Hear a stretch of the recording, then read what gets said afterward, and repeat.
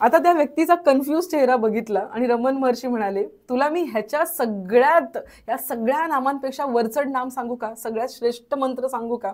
पण आपलं अखंड आयुष्य 3P साठी वेस्ट करत असतो. कोणते ते 3P आहेत? पी निघाली. मान्य आहे, जर तुम्ही खरंच मनापासून करत असाल ना तर ती माळ आणि जपत असाल ना, चला पाय धुवून तुमचे पाणी पिणार, काहीच हरकत नाहीये. पण जर तुम्ही ते शोकेस करण्यासाठी करत असाल ना, की नाही मी नामस्मरण करतो, हे मित्रांना दाखवावं म्हणून मी ती माळ घेऊन फिरतोय, चूक. या जनतेच्या दरबारामध्ये तुमचे लोक पायाही पडतील, पण देवाच्या दरबारामध्ये ओ माय गॉड तुमचं काय हाल होईल ना, ते म्हणतात ना की कुत्रही हाल खाणार नाही, असं हाल होईल. आपले संत आपल्या संतांच्याच नादी लागावं, ते आपले असतात, आपल्या मातीतले असतात. तुकाराम महाराज तेही सुद्धा तितकेच आनंदी आहेत. आनंदाचे डोही आनंद तरंग आणि आनंदाची अंग आनंदाचे, तेही तेच बोलतायत. आणि दुसरीकडे जनक महाराज, जनक राजे सुद्धा तेच म्हणतायत. म्हणजे अतिश्रीमंत राजे ज्यांनी अध्यात्म प्राप्त करून घेतलं, परब्रह्म प्राप्त करून घेतलं, स्वतःचं स्वरूप ओळखून घेतलं. एकदा का स्वरूप ओळखलं तर तुम्ही महाराज असा किंवा तुम्ही तुकाराम महाराजांसारखे भनंग असा. अर्जुनाचं वर्णन कोण करताय? भगवान श्रीकृष्ण करतायत. तू सुमना आणि सुमती, अनिंदक अनन्य गती, परी जसे आहोत तसे. मनापासून पांडुरंगाची आठवण काढूया. कार्तिकी एकादशी येऊ घातले, आता पुढच्या आठवड्यातच कार्तिकी एकादशी आहे, त्याच्यामुळे माहोल बनला आहे. छान छान वारकरी आपल्या बरोबर आहेत, शारदाताई आहेत, चांगले चांगले साधक आहेत, यशोदा काकींसारखे जे आहेत दिसतायला साधे, पण त्यांची म्हणतात ना ओढ जास्त आहे, साधना चांगल्या प्रमाणात चालू आहे. त्यामुळे खऱ्या अर्थाने म्हणतात ना सत्संग हा संतांचा संघ तर आहेच. ज्ञानेश्वर माऊली तुकाराम महाराज तर भेटणार आहेतच, पण त्याचबरोबर आपल्याबरोबर अशाही काही व्यक्ती आहेत ज्या आयुष्यामध्ये दुःखामधून होरपळत आहेत आणि तरीसुद्धा पांडुरंगाची आठवण काढत आहेत आणि वेगळ्या अर्थाने भक्ती करण्यासाठी ते समर्थ झालेत. अशा सुद्धा व्यक्ती आपल्याबरोबर आहेत. तर त्या सगळ्यांचा सहवास आहे. आपण मनापासून भजन करूया. नाही ना सेशनमधला शब्द कळायला काही हरकत नाही, गीतेमधला श्लोक वाचता नाही आला काही हरकत नाही, पाठांतर नाही अजिबातच हरकत नाही, पण मनापासून भजन करता आलं पाहिजे. दोन्ही हाताने टाळी, मुखाने नाम. हरे राम राम राम हरे हरे, हरे कृष्ण कृष्ण कृष्ण हरे हरे, हरे राम राम राम हरे हरे, हरे कृष्ण कृष्ण कृष्ण हरे हरे, हरे राम राम राम हरे हरे, हरे कृष्ण कृष्ण कृष्ण हरे हरे, हरे राम राम राम हरे हरे, हरे कृष्ण कृष्ण कृष्ण हरे हरे. बोला पुंडलिक वरदे हरी विठ्ठल, श्री ज्ञानदेव तुकाराम पंढरनाथ भगवान की जय, माऊली ज्ञानेश्वर महाराज की जय, जगद्गुरु तुकाराम महाराज की जय, सब संतन की जय, गोपाल कृष्ण भगवान की जय. विठ्ठल विठ्ठल विठ्ठल विठ्ठल विठ्ठल. वक्रतुंड महाकाय सूर्यकोटी समप्रभ, निर्विघ्नं कुरु मे देव, सर्व कार्येषु सर्वदा. या कुंदेंदु तुषार हार धवला, या शुभ्र वस्त्रावृता, या वीणावरदंड मंडित करा, या श्वेत पद्मासना, या ब्रह्मांच्युत शंकरा प्रभृतिभिः देवी सदा वंदिता. सामा पातु सरस्वती भगवती निःशेष जाड्यापहा, मूकं करोति वाचालं पंगुं लंघयते गिरिं, यत्कृपातमहं वन्दे परमानन्दमाधवं. माधुर्यरसकल्लोळां शिवशैत्येकरूपिणीं, अमृतानुभवार्थाय वन्दे ज्ञानेशनन्दिनी. नमोऽस्तु ते व्यास विशाल बुद्धे, फुल्लारविन्दाय तपत्रनेत्र, येन त्वया भारततैलपूर्ण प्रज्वालितो ज्ञानमया प्रदीपः. ॐ पार्थाय प्रतिबोधितां भगवता नारायणेन स्वयं, व्यासेन ग्रथितां पुराणमुनिना मध्ये महाभारतम्, अद्वैतामृतवर्षिणीं भगवतीम् अष्टादशाध्यायिनीम्, अम्ब त्वाम् अनुसन्दधामि भगवद्गीते भवद्वेषिणीं. नमितो योगी थोर विरागी, तत्वज्ञानी संत तो सत्कविवर परात्पर गुरु ज्ञान देव भगवंत। बोला पुंडलिक वरदे हरिविठ्ठल श्री ज्ञानदेव तुकाराम पंढरीनाथ भगवान की जय। माऊली ज्ञानेश्वर महाराज की जय। जगद्गुरु तुकाराम महाराज की जय। सब संतन की जय। गोपाल कृष्ण भगवान की जय। विठ्ठल विठ्ठल विठ्ठल विठ्ठल। रामकृष्ण हरी।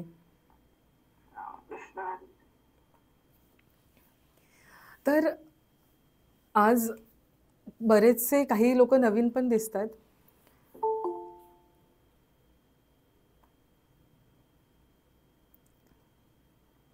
आपण सर्वजण दिवाळीची छानशी सुट्टी घेऊन आलेलो आहोत आणि आजच्या सेशनची सुरुवात एका छानशा दृष्टांताने आपण करूया। जसं आपण नेहमी म्हणतो, ध्यान असेल, कुठलंही प्रवचन असेल, कीर्तन असेल, याच्यामध्ये सुंदर ते ध्यान जी पंचपदी म्हणतो आपण, तुकाराम महाराजांचे अभंग म्हणतो, हे सगळं घेण्यामागचं मर्मच ते असतं की जेणेकरून आपल्याला त्या संतांची आठवण व्हावी आणि त्यांचं आयुष्य आपल्या समोरून असं जावं त्या एका अभंगाद्वारे, जेणेकरून आपल्याही मनामध्ये तशा प्रकारचं वैराग्य, तशा प्रकारचा भाव निर्माण व्हावा, असा त्यामागचा हेतू असतो।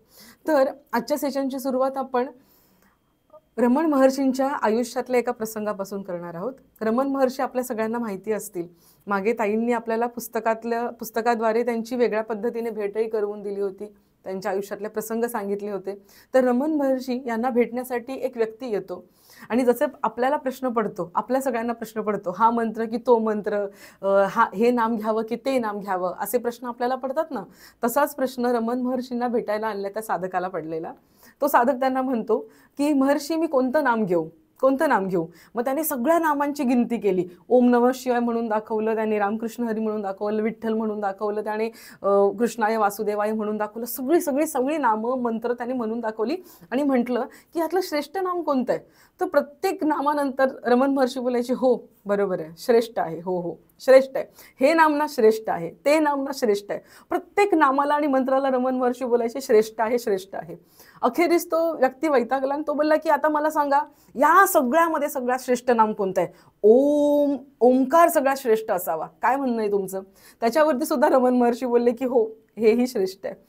आता त्या व्यक्तीचा कन्फ्यूज चेहरा बघितला आणि रमण महर्षी म्हणाले, तुला मी ह्याच्या सगळ्यात, या सगळ्या नामांपेक्षा वरचढ नाम सांगू का, सगळ्यात श्रेष्ठ मंत्र सांगू का? ती व्यक्ती म्हणाली, कोणता मंत्र? तर रमण महर्षी म्हणाले की सगळ्यात श्रेष्ठ मंत्र आहे मी। कोणता मंत्र आहे? मी। का बरं मी हा मंत्र श्रेष्ठ आहे? कारण सगळ्या मंत्रांनी, सगळ्या नामाने कुठे पोहोचायचं असतं? मी पर्यंत पोहोचायचं असतं। आधी जाणावे आपणासी, पहावे आपणासी आपण, या नामे अध्यात्म कोण म्हणतं? रामदास स्वामी म्हणतात। याच्यावरून आपण स्वकडे जायचं आहे। आणि जसं एखादा पंखा असतो ना, पंखा जो घरामध्ये फिरतो फिरतो फिरतो, आणि दुसरा पंखा, जर हो तुमच्या घरामध्ये हॉलमध्ये 2 पंखे असतील तर एक पंखा जो कंटिन्युअस फिरतो ना, त्या पंख्याला काही दिवसांनी अशी धूळ लागलेली असते। आणि जो पंखा आपण जास्त चालू करत नाही ना, ज्याला आपण जास्त यूज करत नाही, ज्याच्या खाली आपण बसत नाही जास्त वेळ, त्या पंख्याला धूळ कमी लागलेली असते, बरोबर आहे ना? तर जो पंखा जास्त फिरतो तो त्याच्यावरती धूळ कुठून साचते व एवढी धूळ? दर आठवड्याला स्वच्छ करावे लागतात। तो फिरत असताना वातावरणातल्या कणांना घेऊन फिरतो आणि त्याच्यावरती धूळ साचत असते।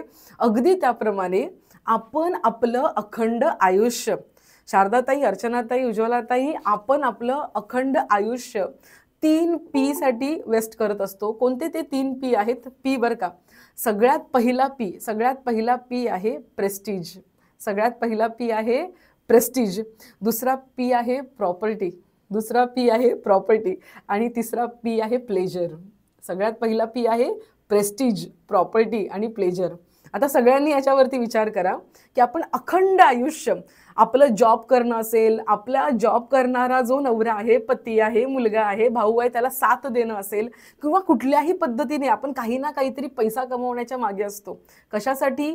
प्रॉपर्टीसाठी। मग ती कुठल्याही संदर्भातली असेल, तो फ्लॅट असेल, जमीन असेल, रूम असेल, काहीही असेल, आपल्याला प्रॉपर्टी जमवायची असते। आपण अखंड आयुष्य प्रॉपर्टीसाठी पळत असतो।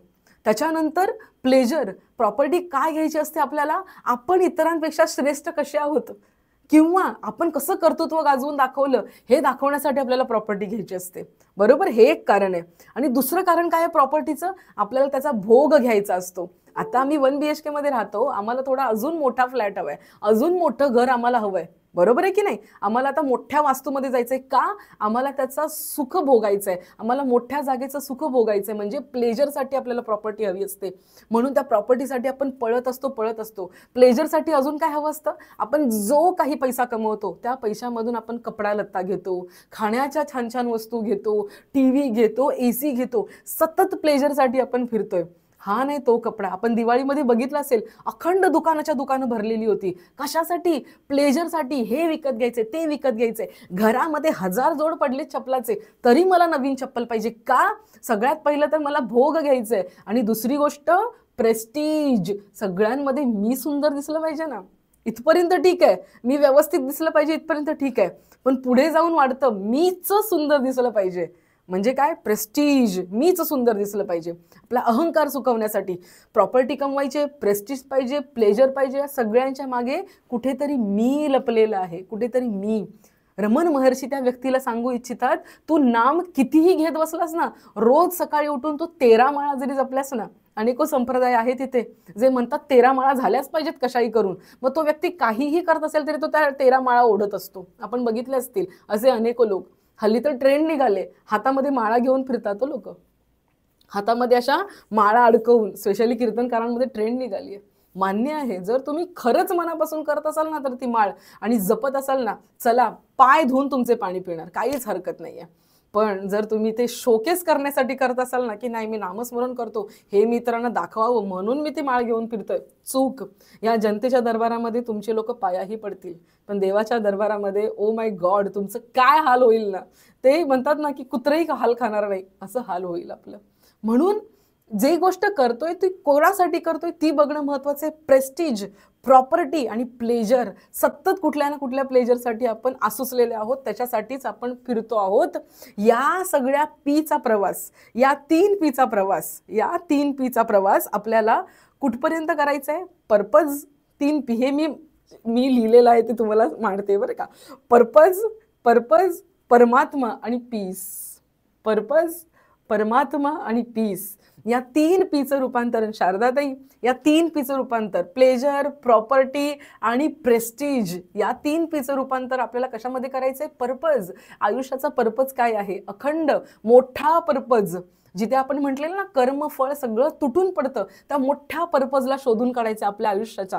पर्पज, परमात्मा, परमार्थ, त्याच्याकडे वळवायचंय. आणि हे दोन्ही मिळाल्यानंतर मनाला मिळतो तो पीस. या 3 पीकडे आपलं आयुष्य जर वळवायचं असेल ना, तर वेळोवेळी तो पंखा जसा स्वच्छ करावा लागतो ना, तसं वेळोवेळी आपलं अंतःकरण स्वच्छ करावं लागतं. वेळोवेळी आपलं अंतःकरण स्वच्छ करावं लागतं. 9व्या अध्यायामध्ये, अध्याय क्रमांक 9 ज्ञानेश्वरीचा, त्याच्यामध्ये ना भगवंत अर्जुनाचं वर्णन करतोय की का अर्जुनाला मी निवडले, का अर्जुनाला मी निवडले. द्वारकेचे राणे कुठे, पांडवा घरी, बरोबर ना. द्वारकेचे राणी कधी कौरवा घरी असतात का, नाही, पांडवांच्याच घरी द्वारकेचे राणी असतात. का अर्जुनाला मी निवडले. द्वारकेचे राणे कुठे, पांडवा घरी, बरोबर ना. द्वारकेचे राणी कधी कौरवा घरी असतात का, नाही, पांडवांच्याच घरी द्वारकेचे राणी असतात. का बरं, त्याचं वर्णन करतात, तू सुमना आणि शुद्धमती. अर्जुनाचं वर्णन कोण करते, भगवान श्रीकृष्ण करतायत. तू सुमना आणि सुमती, अनिंदक अनन्य गती, परी येसी गा प्रज्ञा, तू आस्थेची संज्ञा बोलियेसी. तू काय करतोस, तू सुमना म्हणजे तुझं मन सुमन आहे, तू शुद्धमती आहेस, तू सुमन आहेस, तू अनिंदक आहेस, तू कोणाची निंदा करत नाही. सुमन म्हणजे तुझं मन सुंदर आहे, तू शुद्धमती आहेस, तू अनिंदक आहेस आणि अनन्य गती आहेस, तू सांगशील ते करतोस. भगवान श्रीकृष्ण अर्जुनाचं वर्णन करतायत की तू असा आहेस म्हणून तू मला आवडतोस. त्यातली सगळ्यात पहिली प्रॉपर्टी भगवंताने, प्रॉपर्टी सगळ्यात पहिला गुण भगवंताने कुठला बघितला अर्जुनाचा, सुमना आणि शुद्धमती. सुमना आणि शुद्धमती, मन कसं पाहिजे, सुमन पाहिजे, सुंदर मन पाहिजे आणि शुद्ध मती पाहिजे. मी मागे पण हे वाक्य तुम्हाला सांगितलं होतं की कर्माने चित्ताची शुद्धी होते आणि साधनेने चित्त शांत होतं. साधनेने चित्त शांत होतं. विश्वाचे आर्त माझ्या मनी प्रकटले. कोणाचं वाक्य आहे? ज्ञानेश्वर माऊलींचं वाक्य आहे. ह्या विश्वाचा अर्थ जर मनामध्ये प्रकट करायचं असेल तर ते मन कसं पाहिजे? दिवाळीमध्ये लक्ष्मीपूजनाच्या आधी, लक्ष्मी घरात आणण्याआधी किंवा लक्ष्मी घरात येण्याआधी सगळ्यात पहिलं काम आपण सगळ्यांनी केलं. शॉपिंग करायच्या आधी, फराळ बनवायच्या आधी सगळ्यात पहिलं काम आपण एक केलं. कुठलं काम आपण केलं? आधी घराची स्वच्छता केली, साफसफाई केली. बरोबर ना? बरोबर आहे की नाही? साफसफाई आधी केली, सगळं घर स्वच्छ केलं, भिंती धुवून काढल्या, बिछाने धुवून काढले, आपलं स्वयंपाकघर स्वच्छ केलं, सगळं स्वच्छ केलं आणि मग आपण फराळ बनवायला सुरुवात केली. गोडधोड चांगलं वातावरण निर्माण केलं आणि मग त्याच्यामध्ये आपण लक्ष्मी मातेला बोलावलं. अहो, लक्ष्मी माता जी भगवान विष्णूचे पाय चेपत असते, तिला बोलवण्यासाठी आपण एवढं सगळी मेहनत केली स्वच्छतेसाठी. मग ते विश्वाचं अर्थ म्हणजे भगवान विष्णू पण नाही, त्याच्याही पलीकडचं परब्रह्म, हे विश्वाचं अर्थ माझ्या मनी प्रकटलं, ते जर आपल्या अंतःकरणामध्ये प्रकट करायचंय. साधीसुधी गोष्ट नाहीये बरं का, साधीसुधी गोष्ट नाहीये. अहो, साधं आयुर्वेदामध्ये योगा जिथे करतो ना आपण, योगासनं करतो, त्याच्यामध्ये सगळ्यात पहिल्यांदा एक क्रिया करायला लावतात, त्याला आपण शुद्धीकरण क्रिया म्हणतात. हे जे अनुलोम विलोम कपालभाती हे सगळं जे आहे ना, ते सगळं शुद्धीकरण क्रियामध्ये येतं. नाकामध्ये इथून पाणी काढून इथून काढायचं, इथून सोडून इथून काढायचं, अनेको क्रिया आहेत. त्या सगळ्या क्रिया शुद्धीकरणाच्या आहेत. आधी शरीर शुद्ध केलं पाहिजे, मग योगासनांनी ध्यानाने ते चित्त एकाग्र केलं पाहिजे आणि मग अशा शुद्ध स्वच्छ झालेल्या चित्तामध्ये भगवंत येत असतो. आणि त्यासाठी हे G3 सेशन दर आठवड्याला एकत्र यायचंय. हा पंखा फिरतोय, हे मन, हे शरीर संसारामध्ये असं अखंड फिरतं आहे. आपल्याला काय वाटतं, इतकं सोपं आहे की साधी एक मोबाईलची रील बघितली तरी मनामध्ये तशा प्रकारचे थॉट यायला लागतात तो. आणि मोबाईलपासून कोणाची सुटका झाली सांगा ना मला? बरोबर आहे ना यशोदा काकी? आपल्याला नाही माहिती काही तरी आपल्याला रील मात्र बघता येते. काही नाही ना झालं तरी आपल्याला व्हिडिओ कॉल करता येतो. ते सतत मोबाईल बघणं चालू आहे, सतत काही ना काहीतरी सिग्नल आहे. आय एम डॅम शुअर यावर्षी तुम्ही वेगळ्या प्रकारची चकली नक्की ट्राय केली आहे. कुठून? मोबाईलमधून बघून. अरे एवढे सगळे सिग्नल आपल्याला बाहेरून मिळत आहेत, एवढ्या प्रकारच्या साड्या, एवढे सिग्नल. आणि मी बोलूही नाही, लहान मुलं ऐकत असतील तर बोलूही नाही असा विषय. छोटासा एखादी पॉनची क्लिप येते, घाणेरड्या अभिनेत्रीने घातलेला घाणेरडा ड्रेस समोर आला, तशा प्रकारचे भाव उत्पन्न व्हायला लागतात. तो साधा खेळ आहे का? हा साधा खेळ आहे? एक छोटासा शब्द, एक छोटंसं चित्र आपल्या मनामध्ये अशा प्रकारे इम्पॅक्ट करतो. तर आपण फक्त एक 6 ते 7 तास झोप, त्यात पण काही महारथी असतात की तेवढा वेळ पण झोपत नाहीत, एक 3-4 तास झोपत असतील. बाकी इतर वेळेस ही नजर वका संसारामध्ये हिंडत असते. डोळे आहेत, कान आहे, नाक आहे, तोंड आहे, सतत ज्ञानेंद्रियांनी आपण ग्रहण करतोय. त्वचा आहे, सतत ग्रहण करतोय. मग हे सगळं ग्रहण करणारा याचा भोगता जो आतमध्ये बसलाय, हे जे मन आहे, मन म्हणतं आज तुला हे खायचंय, मग आपण पळत सुटतो, शरीर पळत सुटतं. अरे रात्र झाली, जेवलो, आज मी मस्त 7च्या आत जेवून घेतलं, 9 वाजता वाटलं खायचं नाही ना. काय आईस्क्रीम काय आहे? सॉलिड पण आहे, लिक्विड पण आहे. नेमकं काय आईस्क्रीम? ते तरी खाऊ शकतो, एवढं काय नाही होतो. एक आपण नॅचरलचं आईस्क्रीम खाल्लं, एक स्कूप खाल्लं, मग काय फरक पडतो? म्हणून मन म्हणतं की शरीर पळायला लागतं, चला बाहेर चप्पल काढा, घाला, निघा. ते नाही झालं तर झोमॅटोवरती ऑर्डर करा. तसं शरीर आपलं फिरायला लागतं, जसं मन म्हणेल तसं फिरायला लागतं आणि ते प्रदूषित होत जातं. आणि त्या प्रदूषणाला जर स्वच्छ करायचं असेल तर या जगामध्ये एकच झाडू आहे. लक्ष्मीपूजनाला झाडू तुम्ही पूजला असेल ना, तो घराची स्वच्छता करण्यासाठी. अगदी त्याप्रमाणे अंतःकरणाला, चित्ताला शुद्ध करणारा एकच झाडू या जगामध्ये, तो म्हणजे संतांचे शब्द, संतांचे अभंग, संतांच्या ओव्या. ह्याच्या पलीकडे तुम्हाला कुठलाही झाडू मिळणार नाही. या जगामध्ये कुठलीच व्यक्ती समर्थ नाही जे आपल्या अंतःकरणाला स्वच्छ आणि शुद्ध करू शकते. म्हणून G3 सेशनला यायचं. गीतेसारखं तत्व या जगात नाही, म्हणून ज्ञानेश्वर माऊली त्याच्यावरती ज्ञानेश्वरी रचतात. आणि ज्या व्यक्तीने ज्ञानेश्वरीचा हात धरलेला आहे, ज्या व्यक्तीने गीतेचा हात धरले ना, भाविक हो मला सांगू द्या, ती व्यक्ती कधीच अडखळून पडू शकते पण ती पुन्हा सावरून उभी राहू शकते. पदोपदी आपल्याला गीता मार्गदर्शन करेल. जर आपण गीतेचा हात पकडला, काही काळानंतर आपल्याला कळेल की आपण नाही हात पकडलाय, त्यांनीच आपला हात पकडलेला आहे. फक्त आपण जुडून राहायचंय. एकदमच बसलो, एखादं म्हणेल की ताई आम्ही गेलो ना, एका अभ्यास वर्गाला गेलो ताई, आम्ही गेलो 7-8 दिवस आम्ही अभ्यास केलाय, 3-4 दिवस आम्ही अभ्यास केलाय. माझ्या पदरचं सांगत नाही बरं का, हे सायन्सचं तत्व आहे. एकदम तुम्ही बादलीवर पाणी त्या शिवलिंगावरती नाही ना होतात, त्याला महत्व नाहीये. रोज जाऊन पेला पेलाभर पाणी, रोज जाऊन ओंजळभर पाणी तिथे ओतण्याला महत्व आहे. त्याला आपण नित्य नेम असं म्हणतो. म्हणून रोज दर सेशनला इथे येऊन बसणं गरजेचं आहे. तुम्ही तुमच्या निमित्ताने, मी त्याच्यावरती आपलं चिंतन मनन होणं गरजेचं आहे. मी स्क्रीन शेअर करते. आजचे आपण श्लोक घेऊया. श्लोक क्रमांक 26 पासून पुढे बघतो आहोत. अध्याय क्रमांक 6 चालू आहे, जो आहे ध्यानयोग, आत्मसंयमन योग. कुठल्याही व्यक्तीने जगातल्या, जो कोणी तत्ववेत्ता होऊन गेला, जो ईश्वराला मानणारा असेल किंवा न मानणारा असेल, प्रत्येकाने गीतेच्या या अध्यायावरती चिंतन केलेलं आहे. हा अध्याय वाचल्याशिवाय, या अध्यायाचा अभ्यास केल्याशिवाय कोणी कुठेच गेलेलं नाहीये. कारण जसं रमण महर्षी म्हणले, सगळ्यात मोठा मंत्र मी आहे, तर त्या मीकडे जाण्यासाठीचा मार्ग म्हणजे हा अध्याय आहे. आपण अध्यायाच्या श्लोकांकडे येऊया. आणि हे नवीनच सिस्टम असल्यामुळे थोडंफार माझ्याकडून इकडे तिकडे होऊ शकतं, तर तुम्ही समजून घ्या बरं. आणि आपण येऊया श्लोकांकडे. छान मोठ्याने उच्चार करा. जे कोणी नवीन असतील त्यांच्यासाठी सांगते, चिंता, भय, लाज सगळं बाजूला टाका. काही कोणाचं नाहीये. तुमच्या माहितीसाठी म्हणून एक प्रसंग सांगते. चला, एक प्रसंग सांगते, ज्या प्रसंगाने मला या म्हणतात ना, गेल्या 2 आठवड्यापासून हलवून ठेवलंय. आणि काय म्हणायचं, इतकं आत्मचिंतन करायला भाग पाडलं की विचारूच नका. आमच्याच बिल्डिंगमध्ये असा एक प्रसंग घडला की 3 दिवस एक व्यक्ती दरवाजा उघडत नव्हती. आणि 3 दिवसानंतर काय झालं असेल ते मला सांगायची गरज नाही आहे. पोलिसांनी येऊन उघडला, वास यायला लागला आणि मग कळलं की त्या व्यक्तीचा तिथेच मृत्यू झालाय. 3 दिवस, किती, फक्त 3 दिवस. म्हणजे आज कामवाली बाई आली, तिने दरवाजा वाजवला, कोणी उघडला नाही.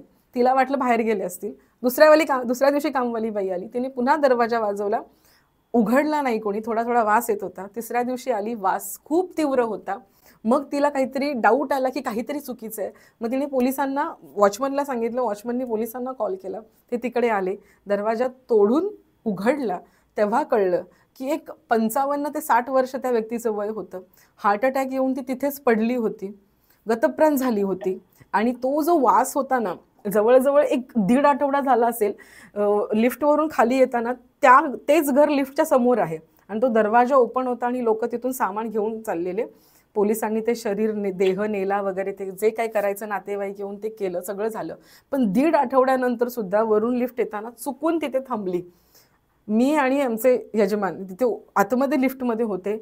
आणि तो जसा लिफ्टचा दरवाजा उघडला आणि तो जो वास आतमध्ये आला, लिफ्ट पहिल्या मजला ग्राउंड फ्लोअरला पोहोचेपर्यंत आम्ही श्वासही घेतला नाही.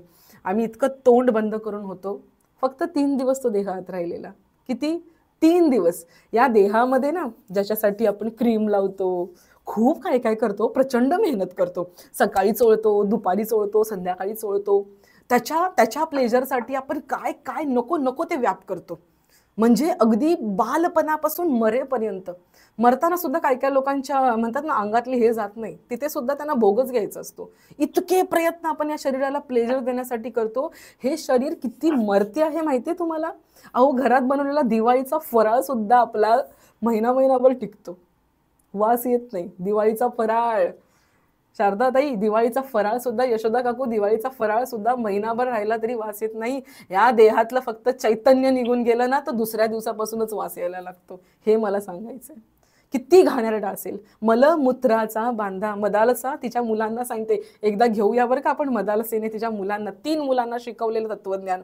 मदालसा सांगते, अरे मलमूत्राचा बांधा आहे, काही नाही आहे शरीरामध्ये. हा अंगावर घातलेला कपडा ना, बिना परफ्यूमचा घाला आणि संध्याकाळी त्याचा वास घ्या, तुम्ही सुद्धा घेऊ शकणार नाही. बघा, आपल्या घामाचा वास बघा. आपल्या शरीरातून जे बाहेर निघतंय ना सगळं, तो घाम असेल, शेंबूड असेल, विष्ठा असेल, मलमूत्र असेल, ह्या सगळ्या गोष्टी किती घाण आहेत याचा विचार करा. म्हणून या शरीरातून एकच सुंदर गोष्ट निघू शकते, ती पण मुखावाटे, ते म्हणजे संतांचे वचन. याच्या पलीकडे काही यज्ञ असूच शकत नाही. ह्या गोष्टीने एवढं हलवून ठेवलं.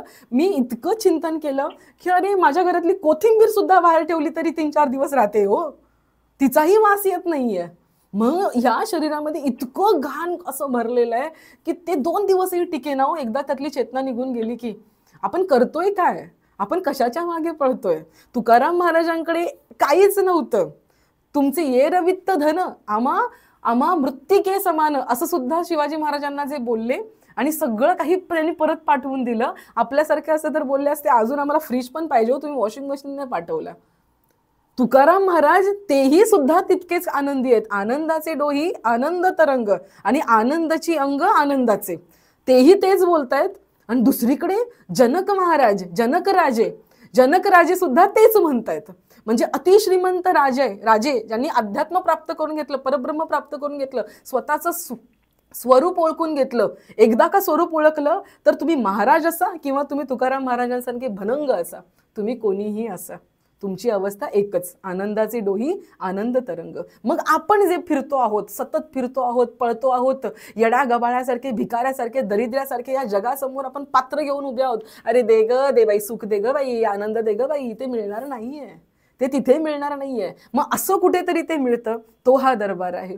त्यासाठी गीतेमध्ये यायचंय. असं काय वेगळं त्यांनी प्राप्त करून घेतलं ज्यांच्या पोटाला भूक असून सुद्धा चेहऱ्यावरती आनंद होता, ज्यांच्या डोक्यावरती ताज असून सुद्धा त्यांच्या चेहऱ्यावरती तो वेगळा आनंद होता. तो आनंद कुठला आहे, तो मिळवण्याच्या मागे लागायचा आहे. आणि तो आनंद कुत्रा नाही मिळवू शकत. तो आनंद मांजर, गाढव, कितीही हुशार प्राणी, चला वाघ, सिंह, एवढे मोठे मोठे शूर वीर प्राणी, बलाढ्य हत्ती, तो सुद्धा नाही मिळवू शकत. तो फक्त आपणच मिळवू शकतो. भले हे शरीर घाणेरडं आहे, याचा कोणाला उपयोग नाहीये. प्रत्येक प्राण्याचा काही ना काहीतरी उपयोग होतो, पण या शरीराचा कोणालाच काही उपयोग नाहीये. ते जाळावं लागतं आणि पुरलं तरी त्याची माती व्हायला बरीच वर्ष जातात. असं हे शरीर, याचा एकच उपयोग होऊ शकतो, तो आपल्याला होऊ शकतो. कुठला उपयोग होऊ शकतो, आपण याच देहाने त्या आनंदाची प्राप्ती करून घेऊ शकतो. आणि किती मजा आहे बघा ना.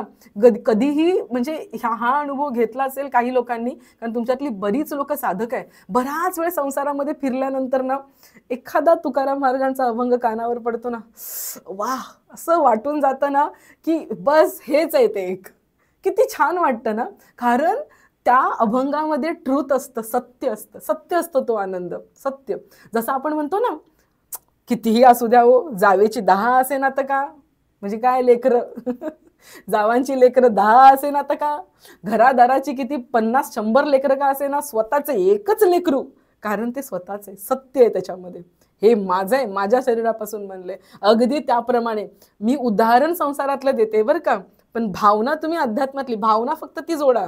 उदाहरण घेऊ नका सरसकट, भावना घ्या ती. तसं सत्य या जगामध्ये कितीही फिरलात तरी सगळं असत्य आहे. कितीही नवरा म्हटलं माझं तुझ्यावर खूप प्रेम आहे ग, एवढा मला बोनस आला, त्यातल्या सगळ्या बोनसची तुला साडीच घे अख्खी जरी म्हटला तरी सुद्धा ते सत्य नाही, हे समजून चालायचंय. आणि ही दृष्टी आपल्याला इथे मिळणार आहे. आपण आजच्या श्लोकांकडे येऊया. प्रचंड सुंदर असे श्लोक आहेत आणि एकदम असं म्हणतात ना, साई साई म्हणतात एखाद्या दुधावरची साई साई, तशी ही साई साई आहे. आपल्याला वाटू शकतं रे हे ताई तेच आहे का, हे तेच नाही आहे. मी प्रत्येक वेळेस त्याच्यातला डिफरन्स तुम्हाला सांगितलेला आहे.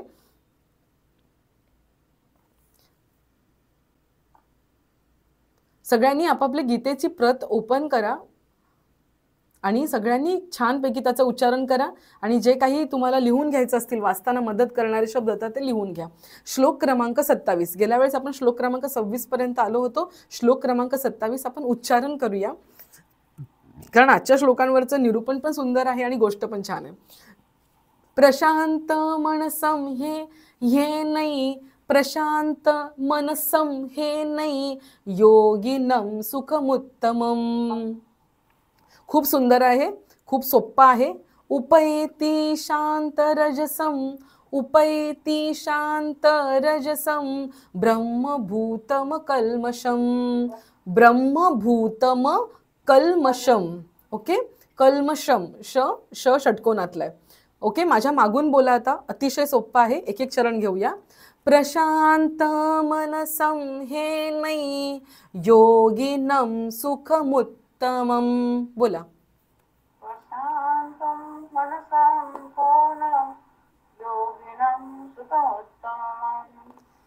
उपैति शांत रजसम ब्रह्मभूतम कल्मषम.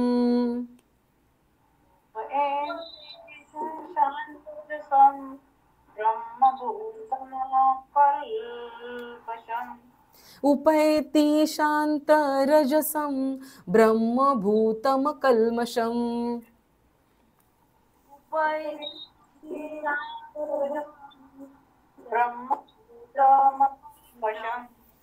याचा अर्थ असा आहे की कारण ज्याचे मन पूर्णपणे शांत झालेलं आहे, असा जो योगयुक्त असतो ना, श्लोक क्रमांक 26 मध्ये आपण बघितलेला, जो परमात्म्यामध्ये स्वतःचं चित्त स्थिर करतो, विषयांपासून काढतो आणि परमात्म्यामध्ये स्थिर करतो, त्याचं होतं काय, त्याने स्वतःचं मन पूर्णपणे शांत केलेलं आहे, तो पापरहित झालेला आहे. या श्लोकामधला महत्वाचा शब्द पापरहित झालेला आहे, ज्याचा रजोगुण शांत झालेला आहे. महत्वाचं, रजोगुण शांत झालाय. अशा सच्चिदानंद घन ब्रह्माशी ऐक्य पावलेला योग्याला उत्तम आनंद मिळतो. सच्चिदानंद घन म्हणजे काय, या अध्यायामध्ये आपण हा शब्द वारंवार ऐकला.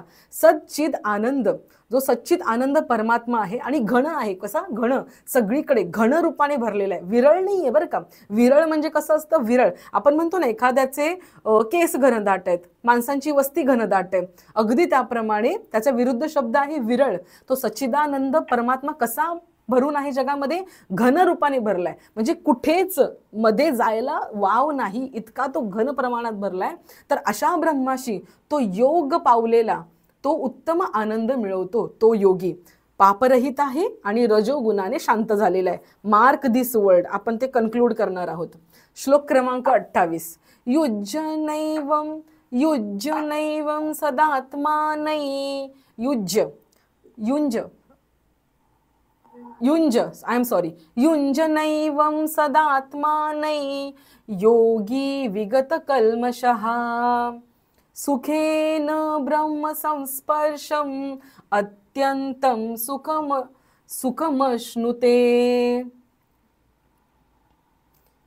एकदम सोपं आहे, काही अवघड नाही त्याच्यामध्ये. नाही, मी बोलते, माझ्या मागून बोला, सगळ्यांना सोपं जाईल. युंजनैवं सदात्मान.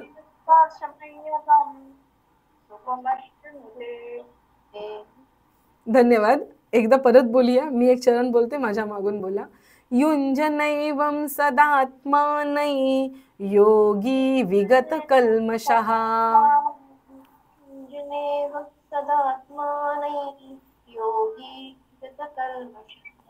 सुखेन ब्रह्म संस्पर्शम अत्यंतम सुखमश्नुते. सुखेन ब्रह्म संस्पर्शम. Very good. तो निष्पाप योगी. पुन्हा एकदा आधीच्या श्लोकामध्ये काय म्हणले, पापरहित, तोच पुन्हा शब्द वापरलाय. तो निष्पाप, पापरहित म्हणजेच निष्पाप योगी. अशा प्रकारे सतत आत्म्याला परमात्म्याशी जोडून सहजपणे परब्रह्म परमात्म्याच्या प्राप्तीच्या अपार आनंदाचा अनुभव घेतो. माय डिअर ऑल, सगळ्यांनी इकडे बघा. याच्यामध्ये मी त्या 3 शब्दांना वेगळा रंग दिलाय. का बरं वेगळा रंग दिलाय? आपल्याला वाटत असतं की संत झाला म्हणजे झाला, प्रश्न मिटला. पण आपण आपल्या पुराणांमध्ये, आपले जे काही ग्रंथ आहेत जुने, त्याच्यामध्ये आपण हा प्रसंग प्रत्येक वेळेस ऐकलाय की प्रत्येक ऋषी जो साधना करतो, तो साधना सतत करत राहिला पाहिजे. जर त्याने साधना ब्रेक केली, थांबला तो, तर त्याला कुठलाही विषय येऊन पटकन जकडू शकतो. त्याच्यामुळेच अनेक ऋषींच्या साधना भंग करण्यासाठी इंद्रदेवांनी अप्सरांना पाठवलं. आपल्याला माहिती आहे, उर्वशीला पाठवलं आणि त्या ऋषींच्या साधना भंग केल्या. का भंग करू शकले? कारण सच्चिदानंद परमात्मा घन रूपामध्ये, जयश्रीताई, घन रूपामध्ये भरून आहे. तो घन रूपात भरून आहे याचा अर्थ काय? शब्द सोपा आहे. घन रूपात भरून आहे याचा अर्थ मध्ये घुसायला ना अजिबातच वाव नाहीये. पण आपली साधना कशी आहे? आपली साधना विरळ आहे. आपलं जे स्वमध्ये स्थित राहणं कसं आहे, ते सतत नाहीये, ते विरळ आहे. त्याच्यामुळे मध्ये मध्ये विषय त्याच्यामध्ये येत असतात. म्हणून काय करतात साधक? सतत आपण संसारामध्ये आहोत. आपल्या सगळ्या ऋषीमुनी विवाहित होते, त्यांचे संसार होते, पण एका वेगळ्या प्रकारचं ते आयुष्य जगत होते. ते काय करायचे? संसार करायचे, पण त्यांचं सतत लक्ष कुठे असायचं? स्वस्थितीवरती, ब्रह्मानुभव मिळवण्यामध्ये त्यांचं सतत लक्ष असायचं. हे मी का सांगते? माणूस म्हणून आपण सतत असं कंटिन्युअस, म्हणजे तैलधाराव्रत म्हणतात ना, तेलाची धार पडते, तसं तेलाच्या धारीसारखं आपण सतत परमात्म्यामध्ये नाही राहणार आहे. आपण थेंब थेंब परमात्म्यामध्ये राहणार आहे. थेंब पडला, मध्ये जो गॅप पडला, तिथे विषय येऊ शकतो. म्हणून असा जो योगी असतो ना त्याचंही मन नाही राहत. मग तो काय करतो, तो सतत परमात्म्याशी जोडून सहजपणे परब्रह्म परमात्म्याच्या प्राप्तीचा अपार आनंद घेत असतो. तो प्रयत्न करत असतो. मला शब्द काय सांगायचा तो प्रयत्नशील असतो, तो सतत प्रयत्नशील असतो. कारण वासनेने निर्माण झालेला हा देह, विकारांनी निर्माण झालेला हा देह विकारांपासून मुक्त राहू शकत नाही. आणि जर त्याला भगवंताचा रंग चढवायचा असेल तर त्याला सतत प्रयत्नशील राहावं लागतं. प्रयत्न कसे करायचे, बोधाने, बुद्धीचा वापर करून, कन्सेप्ट समजून घेऊन, सतत त्या विचारांचा मारा करून, सतत संत संघामध्ये राहून ते आपल्याला प्राप्त करून घ्यायचं असतं. बघायला गेलं तर अत्यंत सोपं आहे, संत संगतीतच राहायचंय ना. पण मला सांगा, संत संगत मिळवणं एवढं सोपं आहे का? सगळ्यात अवघड आहे संत संगत मिळवणं. सगळं मिळेल या जगामध्ये पण आपल्याला संत संगत मिळणार नाही. तुम्ही मला सांगा, तुमच्यातले कितीतरी लोक आता सुद्धा, प्रत्येकाला वाटत असेल खूप रडू आल्यावरती दमलो, भागलो, आणि ज्या व्यक्तींसाठी रात्रंदिवस पळतोय ना, आम्ही आमची झोप बघत आहे ना, आम्ही आम्हाला आमच्या शरीराच्या यातना बघत आहे, एखादा आमचं शरीर दुखू लागलं, खुपू लागलं, ते पण आम्ही बाजूला सारतो आणि आम्ही घरातल्यांसाठी खपतो. आणि घरातलेच उठून जेव्हा एखादा शब्द बोलतात आणि आपण जे काही करतोय त्याची किंमत नाही ठेवत, त्यावेळेस आपल्याला वाटलं ना की आपण धाय मोकलून रडतो एकांतात. त्यावेळेस वाटतं ना की असा कोणीतरी व्यक्ती पाहिजे. त्याला आपण मित्र हे नाव देतो पण तो मित्र नाही, तो संत संघाची आपण शोधात असतो की असा कुठला तरी संघ पाहिजे की या संघाने या सगळ्या दुःखाची निवृत्ती होऊन जाईल, कुठेतरी शांत वाटेल. आपण प्रत्येक जण गुरुच्या शोधात आहोत, आपण प्रत्येक जण संताच्या शोधात आहोत. तो संतांचा संघ याचसाठी हवा की आपल्या मनाची स्थिती सतत अशीच मेंटेन राहील. श्लोक क्रमांक 29 वरती येऊया. सर्वभूतस्थमात्मानं, सर्वभूतस्थमात्मानं. हा शब्द कसा आहे बघा बरं का. सर्वभूतस्थम, म हलंत म, सर्वभूतस्थम आत्मानं असा आहे, पण तो आपण कंटिन्युअस बोलायचा आहे. सर्वभूतस्थमात्मानं सर्वभूतानि चात्मनि ईक्षते योगम युक्तात्मा. ईक्षते, क्ष बोलायचं आहे. क्ष तुम्हाला अनेक वेळा सांगितलंय. हा क्ष कसा बनतो, क्षत्रियातला क्ष, क आणि षटकोनातला क्ष यांच्यापासून बनतो, म्हणून आधी क चा उच्चार होतो. ईक्षते योग युक्तात्मा सर्वत्र समदर्शनः. ओके, माझ्या मागून बोला आता एक एक चरण. सर्वभूतस्थमात्मानं सर्वभूतानि चात्मनि. बोला.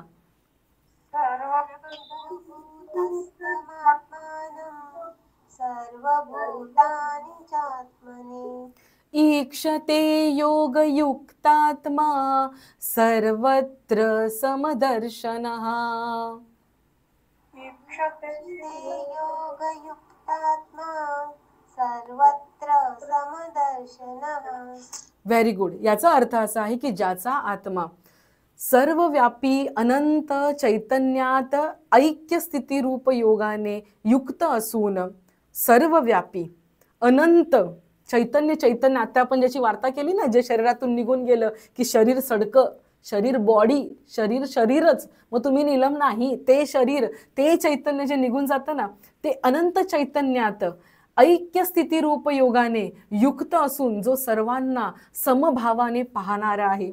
म्हणजे माझ्यात जे चैतन्य आहे तेच तुझ्यात चैतन्य आहे. एक तत्व नाम दृढधरी मना. आणि पुढे जाऊन माऊली म्हणतात ना की जे देहादेही एक, तो जो परमात्मा भरलाय ना, तो असा योगी आत्मा सर्व सजीव मात्रा स्थित व सजीव मात्र आत्म्यात कल्पिलेले पाहतो.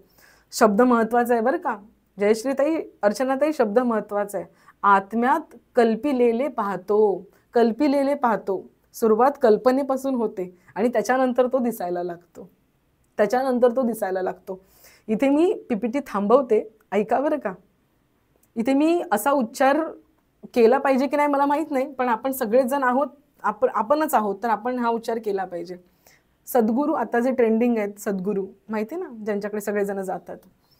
तुम्ही त्यांचं हे ऐकलंय, आत्मानुभव, त्यांचं ब्रह्मज्ञान त्यांना कधी झालं, हे जो अनुभव आहे ना त्यांचा, यूट्यूबला सर्च करा आणि ऐका. ते कधी म्हणतात ब्रह्मज्ञान झालं, ते कधी म्हणतात, मी असाच एक दिवस टेकडीवर बसलो आणि टेकडीवर बसल्यानंतर 3 दिवस माझं ध्यान लागलं. 3 किंवा काही वेगळं असेल कारण मी जास्त ते ऐकलेलं नाही आहे, तर तेवढे दिवस ध्यान लागलं आणि त्याच्यानंतर मी डोळे उघडले तेव्हा मला असं दिसायला लागलं का की सगळीकडे मीच भरलेलं आहे. काय म्हटले? सगळीकडे मीच भरलेलं आहे. तुम्ही आचार्य रजनीश म्हणजे ओशो यांचं जरी आत्म त्यांना ब्रह्मज्ञान कधी झालं हा क्षण जरी तुम्ही वाचला तरी ते सांगतात मी झाडावरती हे बसलेलो होतो, जे झोपलेलो होतो तिथून मी खाली पडलो असं मला वाटलं, माझ्यातून काहीतरी बाहेर गेलं. तुम्ही ते ऐकून घ्या, मी ते इथे सांगत नाही. आणि नंतर मला असं वाटलं सगळं मीच आहे, सगळीकडे मीच आहे. ही झाडं, वेली, फुलं, सगळं सगळं, धरती, समोरचा माणूस, सजीव निर्जीव सगळं मीच आहे असं त्यांना वाटायला लागलं. हे इथे ती अवस्था इथे भगवंत वर्णन करतायत की त्या साधकाला सगळीकडे तोच दिसायला लागतो. मी 2 वाक्य फक्त मध्ये बोलेन, 2 वाक्य गेल्या वेळचं सेशन आणि आत्ताचं कनेक्ट करण्यासाठी. आपण 6व्या अध्यायामध्ये आहोत जिथे भगवंत सांगतोय की शुचोद्देशे प्रतिष्ठाप्य, एका जागी बस. त्याच्यानंतर चित्त एका जागी स्थिर कर. आधी आसन स्थिर कर, मग शरीर स्थिर कर, त्यानंतर मन स्थिर कर, मग बुद्धी स्थिर कर असं भगवंत सांगतोय. मन स्थिर करायचं, विचार थांबवायचे. बुद्धी स्थिर करायची म्हणजे काय? संकल्प विकल्पाचे जे असतात ना सगळे धावे ते थांबवायचे. गेल्या सेशनला आपण बोललेलं संकल्प विकल्प सगळं थांबवायचं. आणि ते थांबवल्यानंतर काय होतं तुझ्यामध्ये, मग तू हळूहळू परमात्म्यामध्ये स्थिर व्हायला लागतो. याचं वर्णन या श्लोकामध्ये केलेलं आहे. आता याच्यावरती बोलता कसं येईल असं मी तुम्हाला मागे सांगितलं होतं की तुम्ही पण प्रयत्न करा. The door is still open. तुम्ही जर मला मेसेज केला व्हॉट्सअपला की ताई I am ready to say out, मी तयार आहे बोलण्यासाठी, मला मेसेज करा. आपण संधी काय देणार हो, मी कोण तुम्हाला संधी देणार? मी तुमच्याकडून ऐकण्यासाठी आतुर आहे. तुम्ही काही मिनिटं बोललात तरी चालेल मला, तुम्हाला काय कळलं, कारण प्रत्येकाचा अनुभव वेगळा आहे, प्रत्येकाचा संसर्ग वेगळा आहे, त्यामुळे प्रत्येकाचे शब्दही वेगळे आहेत आणि प्रत्येकाच्या अनुभवाची डेप्थ पण वेगळी आहे. तुम्हाला ऐकायला आवडेल. सुरुवात करते ह्याच्यासाठी, म्हणजे जे आपण म्हणतात ना संसार जो समजून घेतो त्याच्यासाठी. ऐका बरं का, आपल्या याच्यामध्ये आपली जी गॅलेक्सी आहे त्याच्यामध्ये चंद्र पृथ्वीभोवती फिरतोय. ज्योतिताई, चंद्र पृथ्वीभोवती फिरतोय बरोबर. ही पृथ्वी सूर्याभोवती फिरतीये बरोबर. स्वतःभोवती फिरते आणि सूर्याभोवती फिरते. भूगोलाचा तास आठवा लहानपणीचा. पृथ्वी सूर्याभोवती फिरते. पृथ्वीसारखे अनेको ग्रह आहेत जे सूर्याभोवती फिरतायत, पण सूर्य स्वतः स्वतःच्या अक्षाभोवती फिरतोय. सूर्य खूप मोठा आहे ना, सूर्य प्रचंड आहे, मोठा आहे. तो सूर्य स्वतःच्या अक्षाभोवती फिरतोय. आणि एवढंच नाही, पूर्ण आपली गॅलेक्सी जी आहे, काय म्हणणार त्याला मराठीमध्ये, मिल्की वे आपली जी गॅलेक्सी आहे, काय म्हणणार, आकाशगंगा, आय एम सॉरी, आपली अपूर्ण आकाशगंगा याच्या सेंटरला, जिला मंदाकिनी नाव आहे if I am not wrong, पूर्ण आकाशगंगा त्याच्या सेंटरला कृष्ण विवर आहे असं म्हणतात, द ब्लॅक होल. त्याच्या सेंटरला ब्लॅक होल आहे. तो जो सूर्य आहे त्या सूर्याभोवती सगळे ग्रह फिरतायत. तो सूर्य या सगळ्या ग्रहांना घेऊन त्या ब्लॅक होल भोवती फिरतोय. कळतंय? अरे ताई मध्येच काय भूगोल सुरू केलं. तर ते सगळे ग्रह, मग तुमचा गुरु आला, शुक्र आला, शनी आला, तुमचे सगळे जे वारातले नाही बोलत आहे मी, ग्रह तुमचे वारातले नाही बोलत आहे, आकाशातले बोलते, ते सगळे असे फिरतायत. तुम्हाला माहितीये का आपण इथे आहोत, आपल्याला वाटतं आपण इथे आहोत. मी नीलम आहे, उदाहरणार्थ नीलम आहे. कशावरून? माझ्या आई वडिलांनी नाव ठेवलं. नीलमच का ठेवलं? त्यांना आवडलं म्हणून. कशावरून हो? ह्या अध्यात्मामध्ये आली, ज्ञानेश्वरी ऐकली, कोणी आई वाचायची म्हणून ऐकली. हा आमच्या गावामध्ये वारकरी संप्रदायाचं तिथे काय सप्ताह वगैरे व्हायचं, त्याच्यातून एंट्री झाली. मी या परिस्थितीमध्ये आहे म्हणून मी अशी आहे, बरोबर आहे. तुम्ही त्या परिस्थितीमध्ये आहात म्हणून तुम्ही तसे आहात. एवढंच नाही, तुम्हाला सांगू का, आपली परिस्थिती आपल्यावरती परिणाम करते. जर मी माझा जन्म अमेरिकेत झाला असता तर मी अशी नसते, मी काळी पण नसते, मी गोरी पण झाली असते, मी इथली भाषा नसते बोलत, मी तिथली भाषा बोलायला लागली असते. कळते तुम्हाला?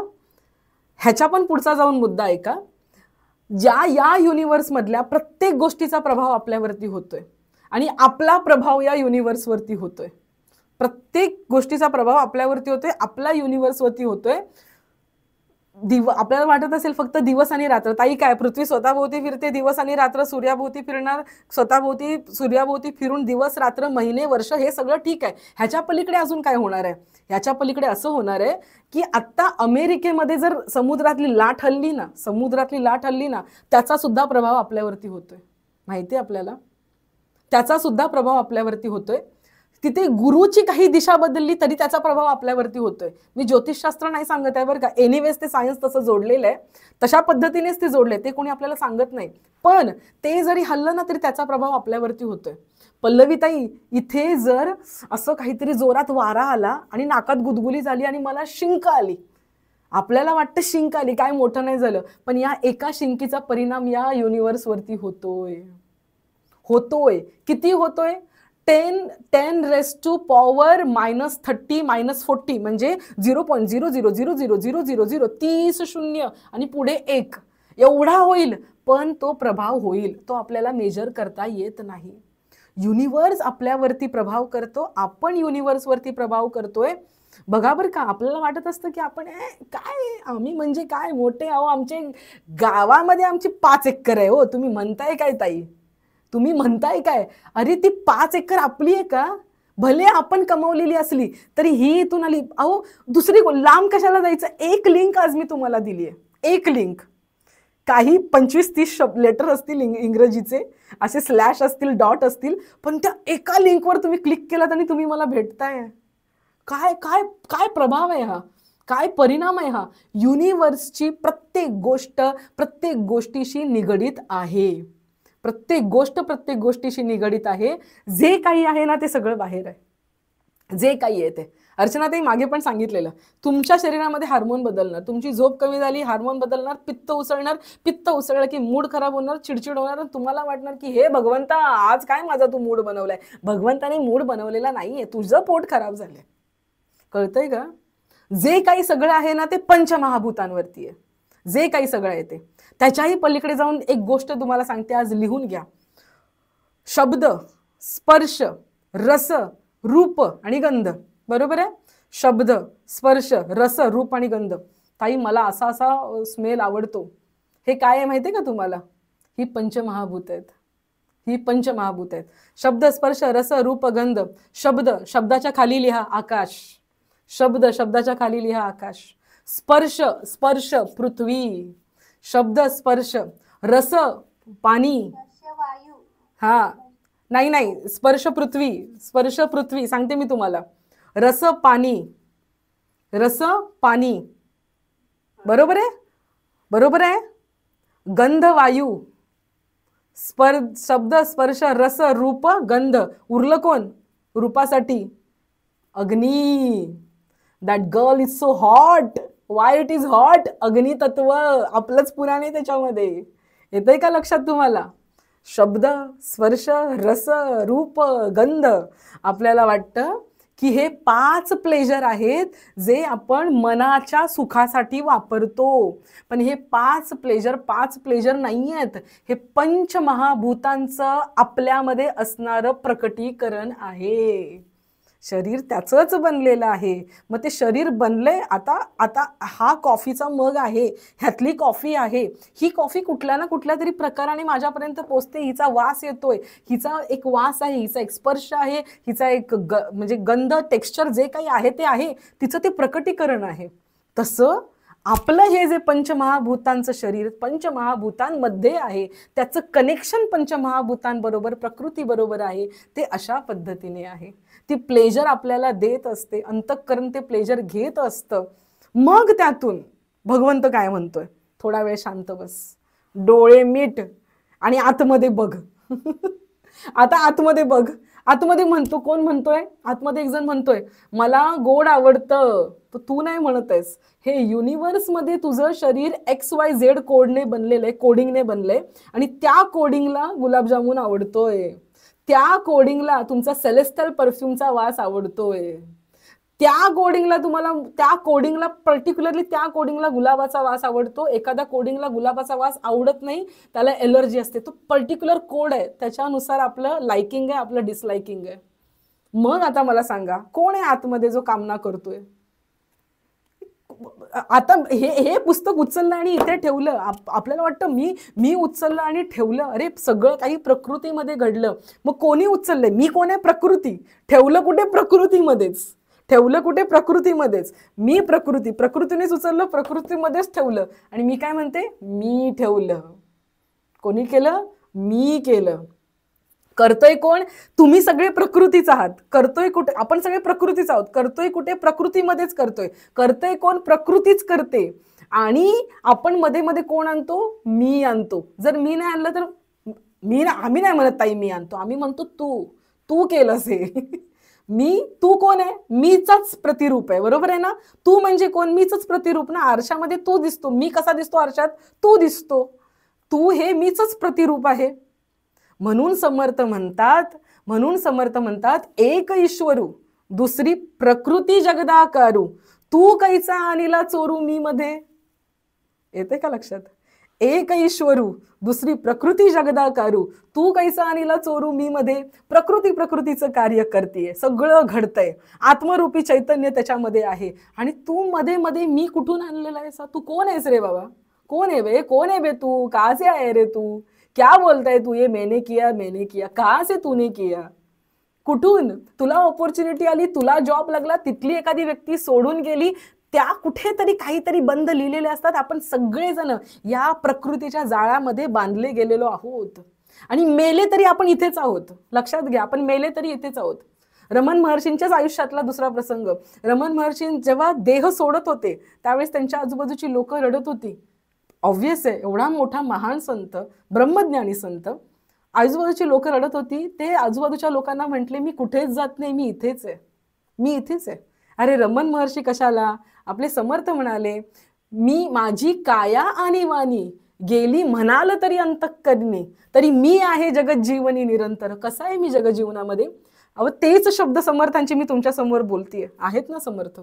तेच शब्द आहेत, तेच संतत्व कुठे ना कुठेतरी भरलेलं आहे. एवढेच कशाला, जो देह टाकला गेला ना तो राख बनून सुद्धा प्रकृतीमध्येच आहे. आपल्या आजूबाजूला असणारी ही खुर्ची, हा टेबल, हा लॅपटॉप, जो धातू, जे लाकूड, ते सगळं आहे ना, ते कुठे ना कुठेतरी आपल्या पूर्वजांचे कण आहेत त्याच्यामध्ये. कुठे ना कुठेतरी सगळेजण इथेच आहे. कोणी कुठेच जात नाही. Energy can not be created nor be destroy. It can only convert or transform from one form to another. मग आपण काय आहोत? एनर्जीच आहे आपण. मग ते आपलं चैतन्य निघून गेलेलं शरीर सुद्धा एनर्जीच आहे. त्याला म्हणतात ना पोटेन्शियल एनर्जी, स्थायी एनर्जी, ते सुद्धा एनर्जीच आहे. एका फॉर्म मधून दुसऱ्या फॉर्म मध्ये कन्वर्ट होतं. काहीच युनिव्हर्सच्या बाहेर जात नाही. आता मला तुम्ही सांगा, मग जर आपण या प्रकृतीचाच भाग आहोत तर मग मी कोण आहे? मग कशासाठी कामना? आणि हे ज्याला कळालं तो काय पाप आणि पुण्य करणार? मला सांगा, ज्याला हे कळालं तो काय पाप आणि पुण्य करणार? आचार्यांचंच एक उदाहरण देऊन सांगते तुम्हाला. एखादा व्यक्ती हॉटेलमध्ये गेला, त्या व्यक्तीला खूप भूक लागलेली आणि खिशात पण भरपूर पैसे होते. तो व्यक्ती म्हणाला, तुमच्या मेनू कार्डवरती जेवढं सगळं जेवण आहे ना तेवढं सगळं माझ्यासमोर आणून ठेवा. कामना झाली त्याच्या मनामध्ये आणि बोलला 1 तासानंतर ऑर्डर रिपीट करा. एवढं सगळं तो बोलला, तुम्हाला पैसे देतो. आणि त्याच्यानंतर तो उठला आणि हॉटेल सोडूनच निघून गेला, न खाताच निघूनच गेला. अगदी त्याप्रमाणे त्याला मग हॉटेलचं बिल लागणार नाही, त्याने काहीच खाल्लं नाही. अगदी त्याप्रमाणे आपण हॉटेलमध्ये आलोत पण मी करणारा नाही, कारण मला ज्ञान झालंय मी कोण आहे. प्रकृती, भगवंत हेच खरं आहे. हे जर मी जाणून घेतलंय, त्या योग्याला कसलं आलंय पाप आणि पुण्य? त्याच्या नावावरती कुठलंच बिल फाडलं जात नाही त्याच्या नावावरती. किती पण मग त्या कामना राहतच नाहीत. ते फक्त आपली गरज असते, गरजेपुरतं कपडे, गरजेपुरतं जेवण, गरजेपुरतं सगळं. आणि जर नशिबात असेल, जर प्रारब्धात असेल, अशी पण एका संतांची गोष्ट आहे. समर्थ रामदास स्वामींचं समर्थ पंचायतन आहे, त्याच्यामधली ती गोष्ट आहे की ती नंतर सांगेन आता. खूप मोठी गोष्ट आहे ती, पण इतकी सुंदर आहे. तुमच्या नशिबात असेल, त्या साधूच्या नशिबामध्ये आहे की त्याला सगळं मिळणार आहे. समर्थ एकनाथ महाराजांचे गुरु जनार्दन स्वामी, त्यांच्या नशिबातच आहे सावकारकी, त्यांच्या नशिबातच आहे राजभोग, त्यांना मिळणारच आहे. पण मिळालंय म्हणून मी राजा आहे असं नाही ना समजायचं. मिळालंय म्हणून मी गरीब नाही. जे आपल्या आजूबाजूला होतंय त्याचा स्वीकार म्हणजेच अध्यात्म आहे. जे आपल्या आजूबाजूला होत आहे त्याचा स्वीकार म्हणजे अध्यात्म आहे. चेहऱ्यावरती स्माईल घेऊन आपण ते केलं, जे समोर येतंय ते ग्रहण केलं पाहिजे. स्मिता काकू त्यालाच अध्यात्म असं म्हणतात, त्याच्या पलीकडे काही नाही. आता ह्याच्यासाठी कुठला देव, म्हणजे अशीच देवाची पूजा करायची तसंच करायचं असं काहीच नाही ना आलं. साधं आणि सोपं आहे, सगळं इकडे आहे. आपण हेच बाजूला ठेवतो आणि देवाची पूजा करायला जातो. कधी पावायचा तो देव? आयुष्यभर दुधाने दह्याने काय तुपाने आंघोळा घाला, त्याला काही होणार नाही. ती मूर्ती दिवसेंदिवस गुळगुळीत होत जाईल. आपलं डोकं मात्र जेवढं खरबुडीत आहे ना ते तेवढंच खरबुडीत राहील, त्याला काही होणार नाही. म्हणून समर्थ आपले जे संत बोललेत, म्हणजे मी हे जे आत्ताचे गुरुदेव वगैरे जे कोणी असेल ना, कोणाच्या विरोधात वगैरे नाहीये बरं का, कोणाच्या विरोधात नाहीये, काही नाहीये. हॉटेलमध्ये खूप सुंदर जेवण मिळतं अर्चनाताई. आमच्या ठाण्यामध्ये उत्सव हॉटेल आहे, आई एक नंबर जेवण मिळतं. पुढचं ऐका बरं का, मी ॲडव्हर्टाइजमेंट नाही करत आहे. पण माझ्या घरी मला रोज कोण जेवण करून घालतं? माझी आई ना. सुंदर चपाती भाजी करून घालते, सगळं माझ्यासाठी करून ठेवते. आत्ता पण बिचारी करून ठेवली तिने माझ्यासाठी, का तुला सेशनला उशीर होणार आहे म्हणून. मग माझ्यासाठी उत्सव हॉटेल मोठं की माझी आई मोठी? माझी आई मोठी. तसे अनंत लोक मार्केटमध्ये बसलेले आहेत, अनंत नावांनी बसलेले आहेत, सुंदर सुंदर दुकानं टाकून बसलेत. त्यांच्याकडे निसर्ग, ऑर्गॅनिक फूड, अमकं तमकं सगळं आहे. पण मला रोज घरामध्ये येऊन कोण म्हणतं, आता विश्वात्मके देवे येणे वाघ यज्ञे तोषावे? कोण? ज्ञानेश्वर माऊली बोलतात. हे माझी आई आहे ना, ही माझ्या जवळची आहे. हा फरक आहे. म्हणून अनंत दुकानं असतील, मी म्हणणार नाही दुकानात जाऊ नका, कधीतरी. रोज जेवतो का हॉटेलचं? नाही ना. जेवलात तर काय होईल? ऍसिडिटी होईल, ते मी सांगायची काय गरज आहे. तसं आपल्या आईच्या हातचं जेवलं आपल्या शरीरासाठी योग्य असतं. का? कारण वेवलेंथ मॅच झालंय, ट्युनिंग झालेलं आहे ते. आपल्याला बरोबर कळतं ते. नवऱ्या बायको किचनमध्ये बसून नवऱ्याकडे बघते तरी त्याला कळतं पाहुण्यांशी काय बोलायचं, बरोबर ना. ट्युनिंग झाले ते, समजलेलं आहे आपल्याला. तसं ताईंनी आजचा श्लोक वाचला, मी आजचा श्लोक वाचला तरी तुमच्या असं क्लिक झालेलं असतं. हा, हे आज हे असं काहीतरी आम्हाला बोलणार आहेत, म्हणजे असं थोडक्यात कळतं. असं तसं आहे ते. आपले संत आपल्या संतांच्याच नादी लागावं, ते आपले असतात, आपल्या मातीतले असतात. आणि मी हे कीर्तनात पण हा विषय म्हणाले, बऱ्याच वेळा बोलली की हल्ली काय होते, बाहेरचं लोन आपल्याकडे येते. नॉर्थले मधले ते प्रेमानंदजी महाराज असतील, दुसरे तिसरे कुठले बाकीच्यांची नावं मला माहिती नाही, ते पिवळ्या कपड्यांमधले प्रेमानंदजी महाराज. विरोध कोणाला नाही बरं का, विरोध कोणालाच नाही. पण बाजूच्या मातीत जे पिकवलं जातं ते हायब्रिड असतं, म्हणजे ते हायब्रिड ते मावशीचं असतं, आपल्या मातीतलं आपल्या आईचं असतं. आणि त्यांचा जो भाव आहे ना, त्यांचा भाव तुम्ही ऑब्झर्व करा. हा अभ्यासाचा विषय आहे, ऑब्झर्व करा. त्या लोकांकडे ना सजून धजून पूजा केली जाते आणि आपल्याकडे कमीत कमी परिधान करून पूजा केली जाते. कमीत कमी पांढरी वस्त्र महत्वाची आहेत, त्यांच्याकडे रंगीत महत्वाची, आपल्याकडे पांढरी महत्वाची. कारण त्यांचा देव पूजतात ते, आपण संत पूजतो. देव काय करतो? समृद्धीकडे, म्हणजे मोठ्या मोठ्या गोष्टी दाखवतो. संत आपल्याला आयुष्याचं सत्य दाखवतात. म्हणून आपल्याकडे वैराग्य भाव आहे आणि त्यांच्याकडे सधनतेचा भाव आहे, लक्षात घ्या. म्हणून तुलना कधी करू नये की त्यांच्याकडे तसं मग आम्ही तसं राहून दाखवू, आम्ही पण राधा राधा नाही. तुला रामकृष्ण हरी सांगितले, प्लीज करेक्ट युअर सेल्फ. नाही, राधा बोलण्यात गुन्हा नाहीये, राधा बोलण्यात चूक नाहीये.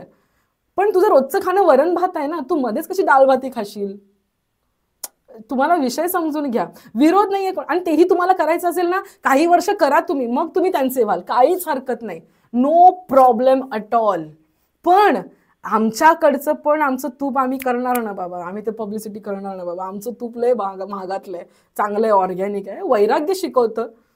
आम्हाला 500 काय, आम्हाला 300 रुपयाची साडी सुंदर पद्धतीने घालून हसायची सवय आहे. तुम्हाला 3000ची असली तरी तुम्हाला नको, तुम्हाला अजून मन्यांची साडी लागते. आम्ही नाही काय करू शकत त्याला. आपली संतांची भूमी आहे, ती देवभूमी आहे. ती देवभूमी आपल्याला नाचायला शिकवते, तशा पद्धतीचा परमार्थ शिकवते. तो त्या लोकांसाठी योग्य आहे. आपल्या लोकांसाठी वैराग्यतेने चालणं आपल्यासाठी योग्य आहे. ही आपली भूमी आपल्याला शिकवते. तर आपण आपल्या आजच्या गोष्टीकडे येऊया. आय होप आजचे श्लोक तुम्हाला सगळ्यांना कळाले असतील. 3P पासून 3Pचा प्रवास तुम्हाला कळाला असेल. आणि आजच्या गोष्टीकडे येऊया. फार सुंदर गोष्ट आहे. हे मी आत्ताचं जे सांगितलं ना शेवटचं, त्यालाच पुढे मी कन्क्लूड करणार आहे. एक शेतकरी असतो, एकच मिनिट. एक शेतकरी असतो त्यांना 3 सुना असतात, म्हणजे ऑब्व्हियसली 3 मुलं असतात, हे सांगायची गरज नाहीये. सधन शेतकरी असतो. आता त्याला पत्नी नसते, कोणत्या तरी एका सुनेच्या हातामध्ये सगळा कारभार द्यावा अशी सिच्युएशन असते. मग करायचं काय? तो त्याच्या गुरुदेवांना विचारायला जातो की गुरुजी असं असं एक प्रसंग आलेला आहे, तर मी काय करू, मला समजत नाहीये.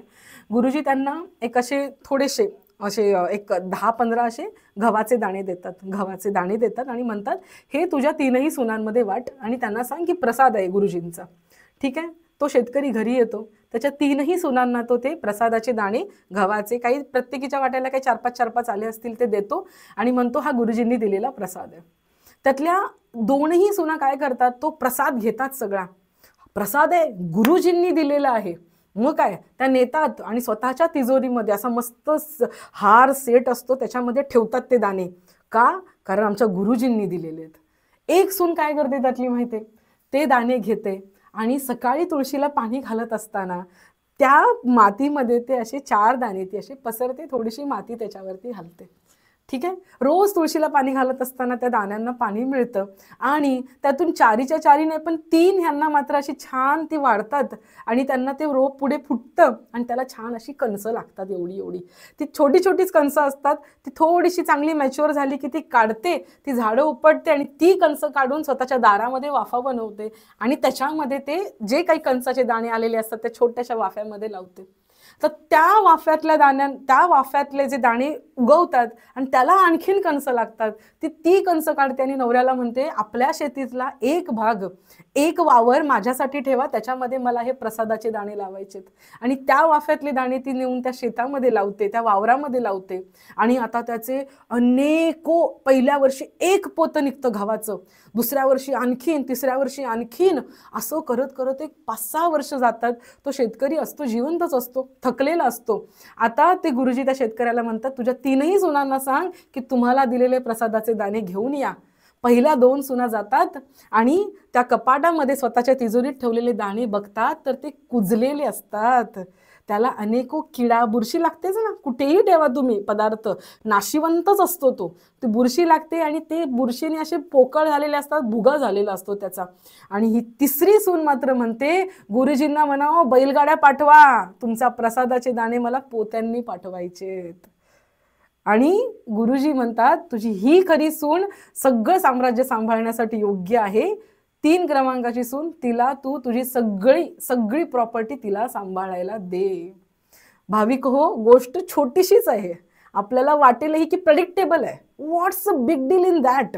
तिने शेती केली वगैरे वगैरे, गव्हाच्या ठिकाणी राहू द्या, मी विचारांचं बोलतीये. जर आपल्या G3 सेशनमध्ये टाकलेले हे विचारांचे दाणे तुम्ही उचलून असेच तिजोरीत ठेवले, मनामध्ये ठेवले, वहीमध्ये लिहून ठेवले, आम्ही वहीमध्ये लिहून ठेवले, काही नाही, रद्दीला जाणार आहे एक दिवस.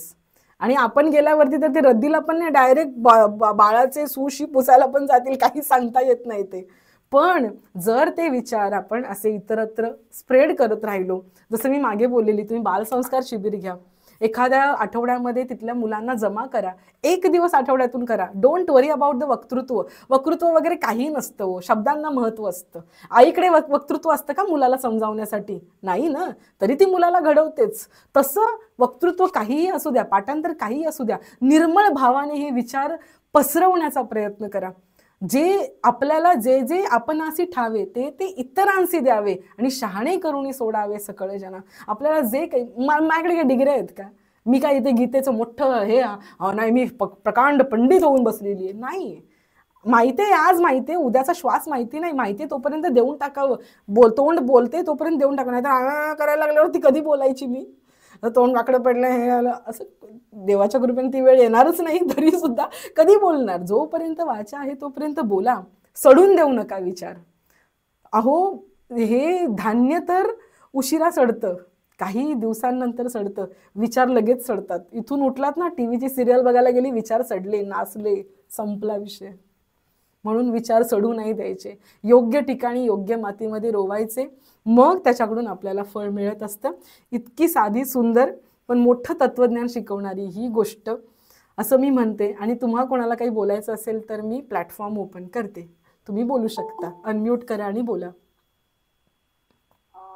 ताई, तुम्ही जे आता बोला ना, हां, ते धान्य म्हणजे जोपर्यंत आहात तोपर्यंत तुम्ही ते सगळं त्याचे वाटून प्रचार टाका, करा. वाटून टाका. वाटून टाका. बरोबर आहे ते ना, ते त्याचं तत्वज्ञानच तसं आहे ना, इधर give it or leave it. बरोबर. तुम्ही काही घेऊ शकणार नाही आहात तुमच्या बरोबर.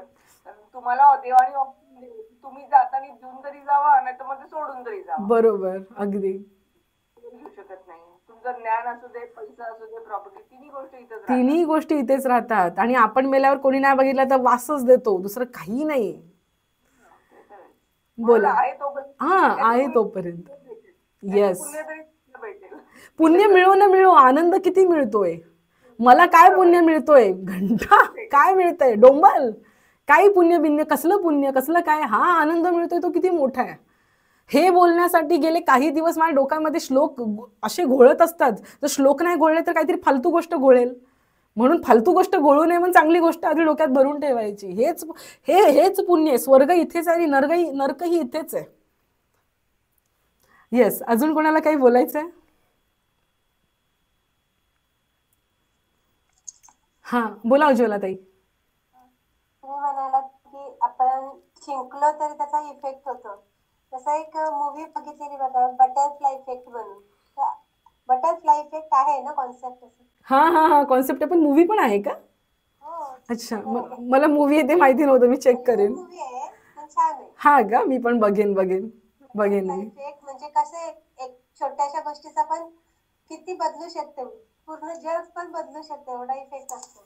हो हो, कॉन्सेप्टच आहे सायन्स मध्ये butterfly effect. Yes yes, perfect आठवलं तुम्ही जेव्हा सांगितलं. परफेक्ट बोललात. मी पण सर्च करेन तसं काही मूवी आहे का. इफेक्ट आहे ते माहिती होतं, पण मूवी आहे तसं ते नव्हतं माहिती. मी बघते आणखीन. पण तसा इफेक्ट आहे. हा हात जरी हल्ला ना, एवढं जरी हल्लं ना तरी इफेक्ट पडलाय. बटरफ्लाय इफेक्ट म्हणजे त्यांचे पंख कसे एवढूशे हलतात तरी सुद्धा पण त्या फुलपाखराने जरी पंख हलवले तरी त्याचा इफेक्ट होतो. युनिवर्स वरती होतो. Yes yes, definitely definitely. अजून कोणाला काही बोलायचं? पल्लवी ताई. पल्लवी ताई, तुमची गोष्ट मी अजून ऐकली नाही, क्षमा त्यासाठी. मी ऐकते. माझ्या दुसऱ्या फोनवर आणि लॅपटॉपवर मी फॉरवर्ड करून ठेवले आहे, माझ्याकडे सेव्ह केलेली. बोला ना. मागच्या सेशनला ते ध्यानाबद्दल सांगितलेलं ना, त्यावर थोडं आठवलं म्हणून ते चिंतन करून तुम्हाला पाठवलं. हा हा, मी ऐकते अजून. मी ऐकलं नाही त्यामुळे मी बोलणार नाही त्याच्यावरती काही. ओके, अजून. हा, बोला ना, बोला.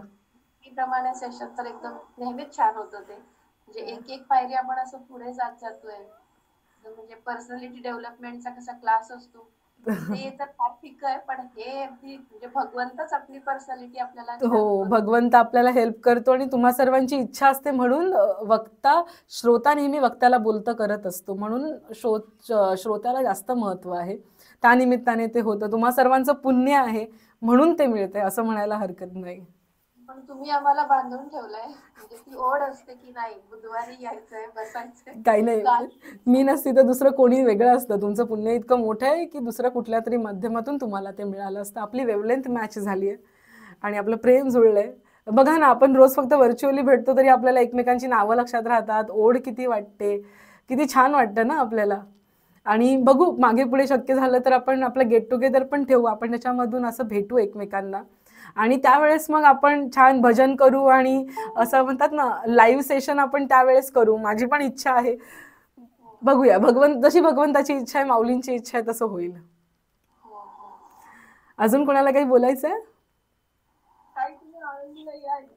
हो, आळंदीला दर्शनाला जाऊया. नक्की नक्की जाऊया. यशोदा काकी, बऱ्या आहात ना? हो, ऐकू आलं मला तुम्ही बोललेला ते. ओके, स्मिता काकू. चालेल चालेल. लक्ष्मण दादा पण आहेत. लक्ष्मण दादा, नमस्कार. नमस्कार नमस्कार. काय माहिती का, मी बाहेर आहे त्यामुळे फिरत होतो. बायकोला सांगितलं की तू कानाजवळ मोबाईल ठेव, मी ऐकतो, गाडी चालवतो, मला मिस नाही करायचं. आता एका ठिकाणी आलोय त्यामुळे बोलू शकतो. तर ऍक्च्युली काय माहिती का की आपल्या जीवनामध्ये प्रॉब्लेम्स असतात, भरपूर प्रॉब्लेम्स असतात आणि त्याची सोल्युशन मला लगेच मिळतात. तर खूप काही गोष्टी मनामध्ये चाललेल्या होत्या, त्या सर्वांची उत्तर आजच्या गीता प्रवचनामध्ये मिळालेली आहेत. की भरपूर गोष्टी काय आपण काय चुका करत असतो किंवा काय करायला हवं, एक्झॅक्टली आपण काय करायला हवं ना, हम्म. यातून मला तर मिळालेलं आहे. माहित असतं आपल्याला, फक्त काय म्हणलं का ती कोणीतरी जागा करायचं, अरे हा हे करायचं राहिलं, हे कर आता. बरोबर बरोबर. तर त्या गोष्टी समजलेल्या आहेत.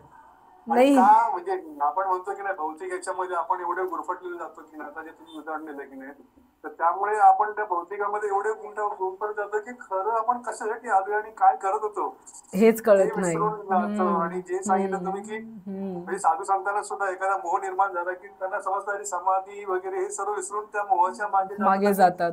कित्येक वर्षाने समजतं की अरे आपण इकडे कुठे आलोय? हो बरोबर. ही पद्धत आपल्यामध्ये होते, माझ्यामध्ये तरी मला आता आठवतं की जाणवतं.